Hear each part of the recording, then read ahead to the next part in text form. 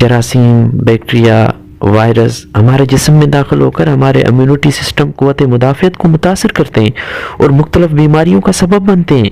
जरासीम और वायरस इतने छोटे छोटे होते हैं कि आम आँख से उन्हें नहीं देखा जा सकता, इसलिए माइक्रोस्कोप इस्तेमाल करना पड़ता है।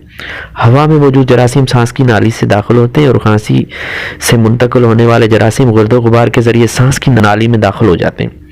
कुछ जरासीम खून के ज़रिए जिस्म में दाखिल होते हैं, मसलन मच्छरों या दूसरे कीड़ों के काटने से जरासीम खून में दाखिल हो जाते हैं।